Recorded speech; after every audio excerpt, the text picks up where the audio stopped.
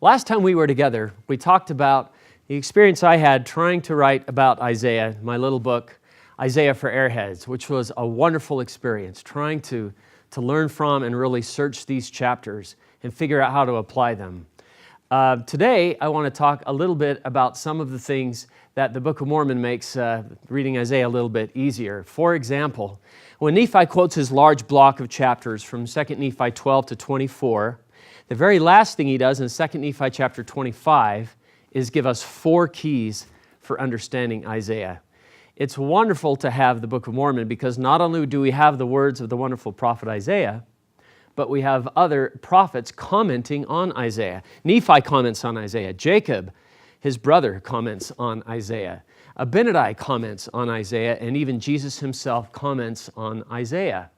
And thankfully, before we enter Isaiah National Forest, we have some keys. So that's what we want to know. If we're going to drive into the forest, who's got the keys?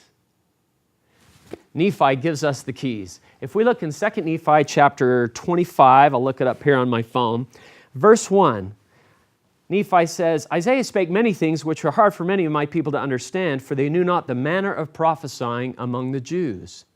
So that gives us a key right there. What is the manner of prophesying among the Jews? Another thing that Nephi says is, these words are plain to all those who have the spirit of prophecy. And we might think, well, great, that's easy for you to say. What about me? We'll talk about that. A third key that Nephi gives is to know the geography. Nephi says, I myself have dwelt at Jerusalem. I know the regions round about. I've made mention unto my children of Israel concerning the judgments of God. Nephi lived there. He grew up there. So, of course, he knew these places. According to Mont Nyman, the book of Isaiah has about 108 different place names, and it's dizzying. We can't keep them all straight. The last key that Nephi gives us in verse 8 is very interesting. It kind of opens it up. He says, I know they shall be of great worth unto them in the last day, the words of Isaiah, for in that day they shall understand them. Why is that? We'll look at that. First, let's talk about the first key. The first key was the manner of prophesying among the Jews.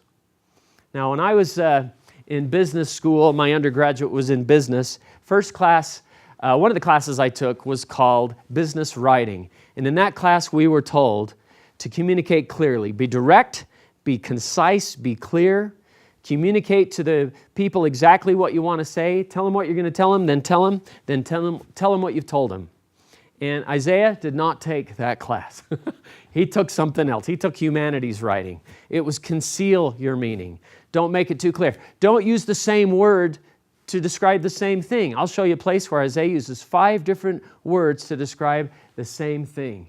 Go back and forth through past, present, and future. Use complex symbols. Don't use simple parables. And that is the manner of prophesying among the Jews. Or that could be one aspect of the manner of prophesying among the Jews. And we have to learn that in order to understand Isaiah. That's key 1. Key 2, Nephi says, is have the spirit of prophecy. And we think, oh, well, that's easy for you to say. You're Nephi. And another thing, you're large in stature. But what did Nephi mean? Well, it's interesting that in the book of Revelation, it says the testimony of Jesus is the spirit of prophecy. So if you have a testimony of Jesus, where did you get that? You must have got it from Revelation. You have the spirit of prophecy. There are prophets and prophetesses, small letter P, all over in our world who have a testimony of Christ. So we have that key. The third key, Nephi says, understand the geography. Well, he didn't say that. He said, I grew up there. So what can we do? Well, we have study helps. We have maps. In fact, I like to say I have a bias for certain countries in the book of Isaiah. Bias is B-I-A-S. That helps me remember Babylon, Israel, Assyria. They sound close, so you have to listen. Assyria and Syria. And those 4 kingdoms are mentioned a lot in the book of Isaiah. There's also Egypt, but we all know about Egypt. And Isaiah was an advisor to kings, and so he's going to talk about politically what's going on with these countries and what we ought to do and who we should ally ourselves with and who we shouldn't. Mostly it's ally yourself with God, of course. So that helps to know the geography. We've never had more help than today. Nephi's last key, perhaps most interesting, is to live in the last days. He just says, in that day they will understand them. A good question for us is, why? Why will we understand them? It could be that we'll have more help than ever before. We'll have faithful scholars, we'll have lots of commentaries, we'll have historical things. We will be more acquainted with the geography, for example. Another thing is perhaps it's because we will see Isaiah's prophecies happening all around us. The mountain of the Lord's house will be established in the last days. A book that is sealed will come forth. We'll see evil being called good and good being called evil, all things that were prophesied by Isaiah. And maybe that's what he means. But the beautiful thing is we can see all of these different scholars and what they have said and then come back and say, okay, but what do I think? To me, one of the most interesting and beautiful stories in the New Testament is in Matthew 16 at Caesarea Philippi when Jesus says to the apostles, "Whom do men say that I, the Son of Man, am?" And I've wondered, why in the world would Jesus care about popular opinion? But he did.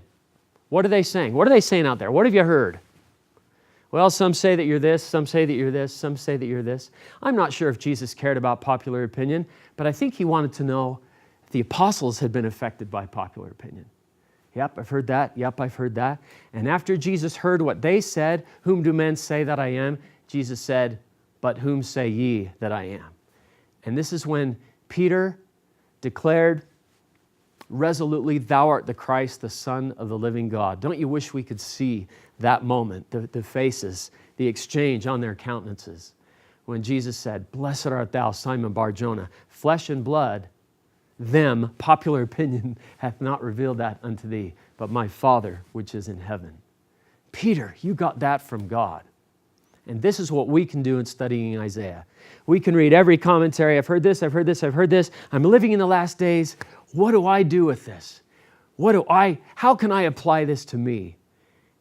And the Spirit of the Lord, which gives us such individual direction, can give us individual applications and help us see what we can do with Isaiah in our life. Those are Nephi's 4 keys. First of all, the man of prophesying among the Jews. Second, to have the spirit of prophecy. Third, to learn the geography, the regions round about. And fourth, to live in the last days. We'll continue through Isaiah National Forest.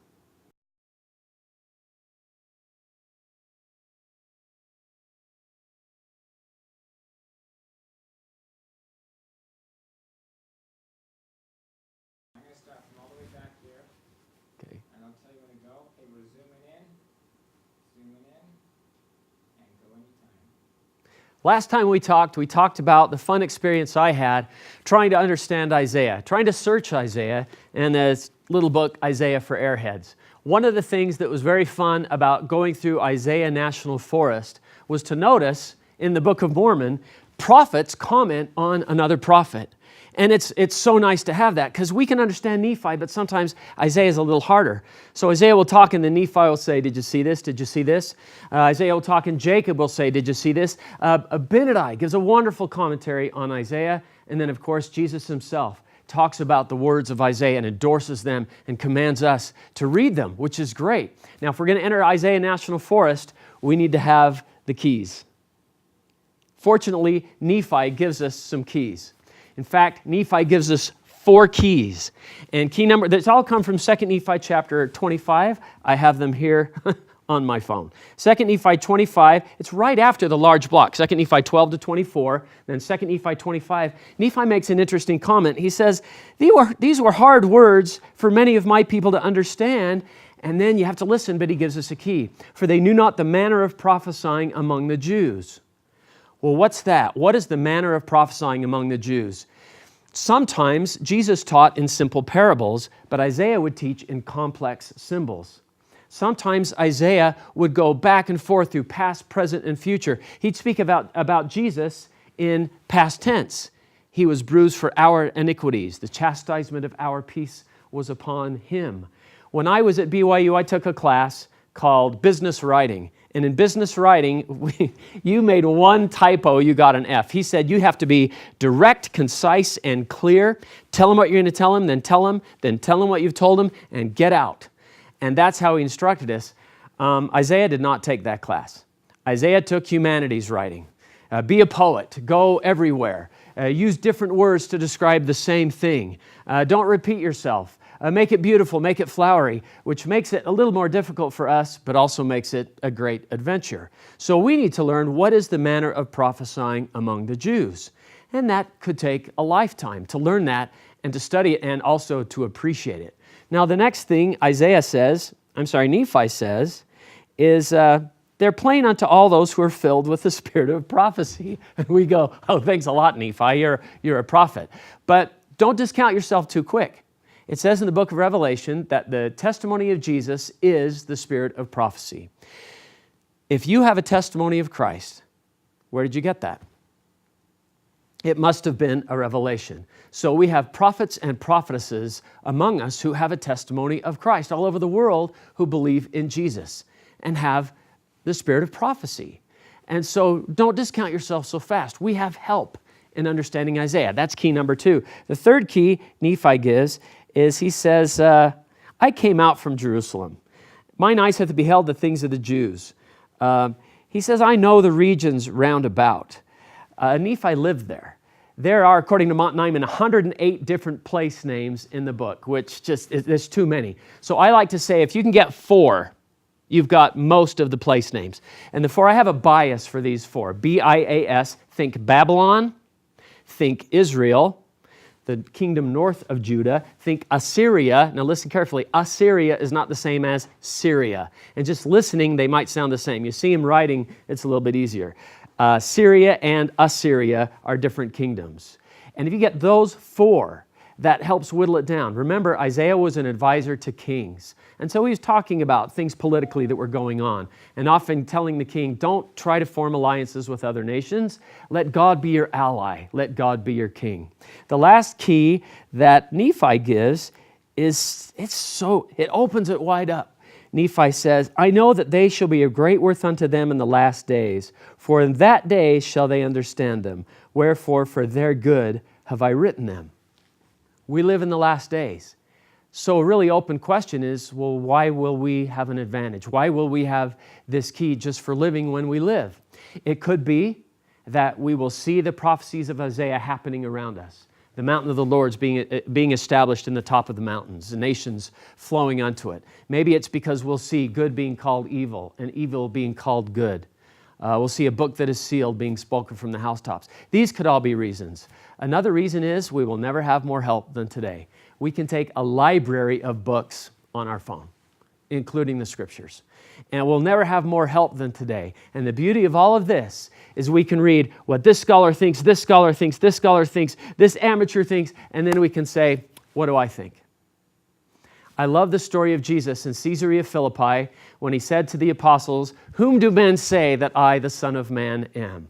Which I've wondered, that's kind of a strange question. It's like, what are they saying out there? Did Jesus care about popular opinion? What have you heard? What are they saying? And they all responded, I suppose. And I don't know if Jesus cared about popular opinion, but I think he wondered if they had been affected by popular opinion. Where are you getting your feelings of truth? And that was the next question. After he heard their responses, he said, okay, but whom say ye that I am? And that's when Peter said, thou art the Christ, the Son of the living God.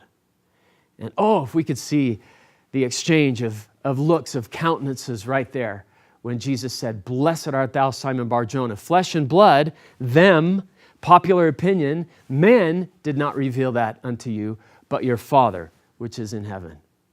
So how do we put this all together for us? What are they saying? Yep, heard that, heard that, heard that. Okay, but what do you think? And what has the Lord told you? I think we can take this view, this approach with Isaiah. We can read everything that's out there, and it's wonderful, and it's awesome, but then we can say, now what do I do with that? What's Isaiah's message for me? And that's the beauty of this. With the spirit of prophecy, we can ask the Lord, help me understand this. I know the interpretation, what's an application for me? Or I've read the interpretation, but what do I do with this? And how can I be blessed by this? And those answers will be as individually tailored as there are individuals in the world. Those are our 4 keys. First was understand the manner of prophesying among the Jews. Do I understand it fully? I'm not sure, but I'm learning. 2, have the spirit of prophecy. We pray for help as we read Isaiah for revelation. 3rd, we learn the regions round about. We get to understand the countries, the kingdoms, the capitals, and that helps us. And then lastly, we live in the last days. So we're there, and we've never had more help than before. Those are our 4 keys. I'm excited to navigate with you, Isaiah National Forest. Cool. Well done. Yeah, that was...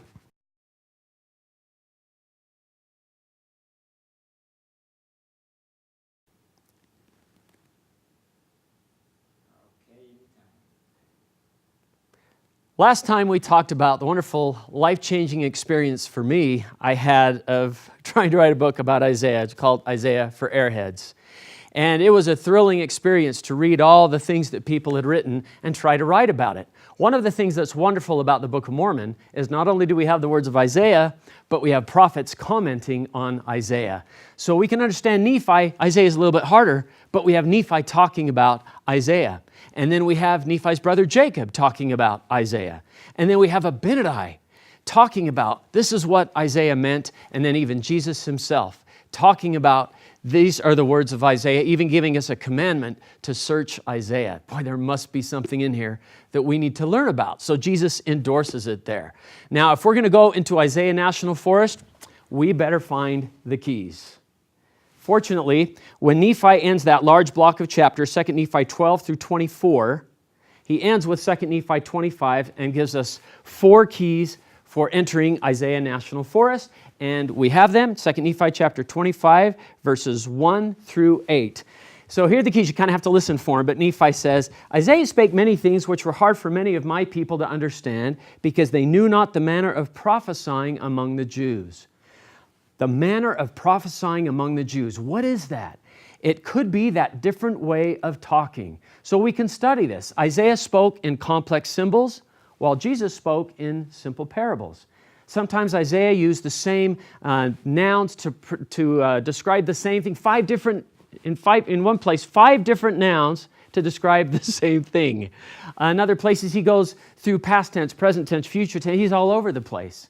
And all of these help us. Now, when I was in business school, they told us in business writing class, okay, here's what you do. Here's how you communicate. You tell them what you're going to tell them, then you tell them what you've told them. Be direct, concise, and clear. Isaiah did not take that class. Isaiah probably took, humanities writing, where it was hide your meaning, conceal it, make it flowery, make it beautiful, don't repeat yourself, something like that. And that's what makes it so interesting to read Isaiah. And this is part of beginning to understand the manner of prophesying among the Jews. That's key 1. Key 2, Nephi says, have the spirit of prophecy. He says, if they're not plain unto you, they're plain unto all those with the spirit of prophecy. And we think, well, it's easy for you to say, Nephi, you're a prophet. But you know what? All of us, if we have a testimony of Jesus, it says in the book of John, the testimony of Jesus is the spirit of prophecy. If we have a testimony of Christ, we have the spirit of prophecy. We have prophets and prophetesses among us because we believe in and have a testimony of Christ. So we have help. We have help from the same who told us to study the words of Isaiah. Third thing it says in one of Nephi's keys is, I myself have dwelt at Jerusalem, wherefore I know concerning the regions round about. So Nephi says, I grew up in Jerusalem, I knew those places. According to Mount Naiman, there's 108 different place names in the book of Isaiah. That's a dizzying amount of places to memorize. If we can just cut it down to 4, I think you'll have most of Isaiah. I have a bias for these 4 countries, B-I-A-S. Babylon, we know about Babylon. Israel, kingdom north of Judah in an apostate condition at the time. Assyria, listen carefully, Syria and Assyria. Assyria, it looks easier to see spelled out in words, but Assyria, military superpower to the northeast, and Syria also to the east. Those 4 kingdoms help us understand. That's just a beginning to start to get the geography. Where are we? And then lastly, Nephi says in verse 8, this is the exciting one, I know that they shall be of great worth unto them in the last days, for in that day shall they understand them. Even Isaiah uses that language, in that day. And watch for that, because that sometimes means millennium. In the last days, they'll understand them. And this opens it wide up for us because we think, why will we have more help in the last days than before? And it could mean a lot of things. For one thing, We'll have more help than ever before. We'll have all these faithful scholars who have worked on and studied these chapters and given us their advice and their opinions on it. Another thing, we'll have better maps than ever before. We'll have archaeology that we haven't had before. But there's another thing that perhaps this could mean, and that is we will see Isaiah's prophecies happening all around us. We'll see the mountain of the Lord being established in the top of the mountains and nations flowing unto it. We will see good being called evil. We'll see evil being called good. We'll see Isaiah happening and we'll go on, that's what he meant. In fact, perhaps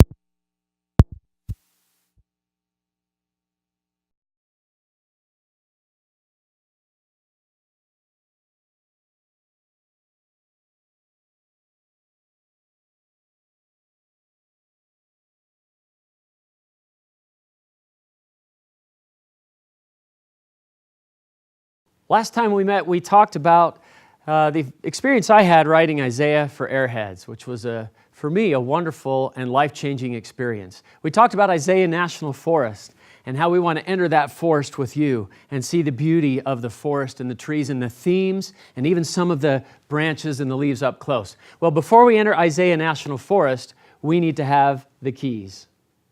And what do I mean by the keys? Nephi gives us the keys. In 2 Nephi chapter 25, after Nephi quotes the large block, 2 Nephi 12 through 24, he gives us the keys. I don't know if he intended to, but the way he's talking to us, we see the keys in there. And this is what he says. Many of the words of Isaiah were hard for my people to understand because they knew not concerning the manner of prophesying among the Jews. What is the manner of prophesying among the Jews? Well, it could be that they just had a different way of talking back then. One of the wonderful things about the Book of Mormon is not only do we get Isaiah, but then we get Nephi talking about this is what Isaiah just said. Or we get Jacob saying, this is what Isaiah just said. Then we get Abinadi after reading Isaiah 53 or Mosiah 14. Abinadi says, now look at this. This is what Isaiah just said. And then, of course, we have the Savior himself commenting on what Isaiah said. And then the Savior asking us to search the words of Isaiah, giving us a commandment to search the words of Isaiah. So what a wonderful resource we have in the Book of Mormon. The first key, understand the manner of prophesying among the Jews. What does that mean? I'm not sure I thoroughly understand, but when I was a business major, I took a class called business writing. And in that class, our professor said, deny the listener the right to misunderstand. Be clear, be concise, be direct. Tell him what you're going to tell him, then tell him what you've told him. Isaiah did not take that class. Isaiah must have taken, humanities writing, where conceal your meaning, move in and out of past, present, and future. Use the same words or different words to describe the same thing. And that's why it's so fun to study Isaiah and wrestle with it and say, what is he talking about? What does he mean? So that's job one. Key one, understand the manner of prophesying among the Jews. And Nephi continues by saying that we have to have the spirit of prophecy.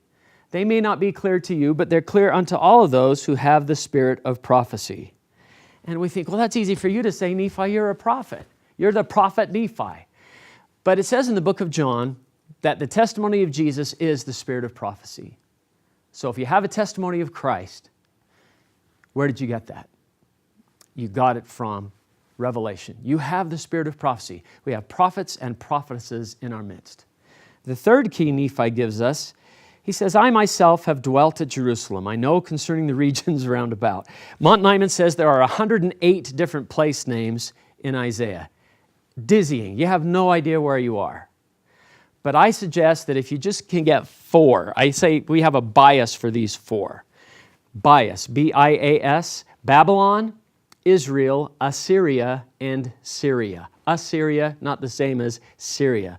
Those 4, what we hear often is Isaiah, who was an advisor to the kings of Judah, telling them not to worry about forming alliances with other nations, but to let God be their ally, God be their king. And today we have maps and everything else, which kind of leads us into the last key. Nephi's last key was, they shall be of great worth unto them in the last days, for in that day shall they understand them. That's 2 Nephi 25, verse 8. What is it about the last days that will understand them? Well, perhaps we'll see Isaiah happening all around us. We'll see the mountain of the Lord established in the top of the mountains. We'll see nations flowing unto it. Perhaps it's because we will see good being called evil, evil being called good. We'll see a book that is sealed being spoken upon the rooftops. Maybe it's because we'll have all of this help, all of these commentaries. We'll have faithful scholars who have written and given their ideas and their thoughts and their historical backgrounds and everything else. And it'll equip us to come back home and say, okay, now what do I think?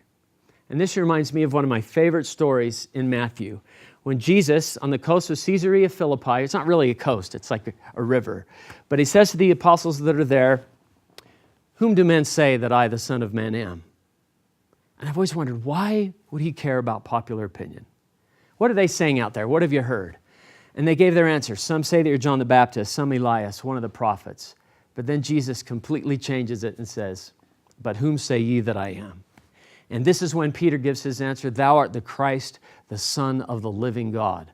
And oh, I wish we could see the exchange of looks, of feelings, of countenances right there when Jesus says, "Blessed art thou, Simon Bar-Jonah. Flesh and blood, them, men, others have not revealed this unto thee, but my Father which is in heaven." Peter, you got that from God. And maybe we take the same approach. What are they saying about this chapter of Isaiah? What are they saying about this verse? Okay, now bring it all home. What do I think?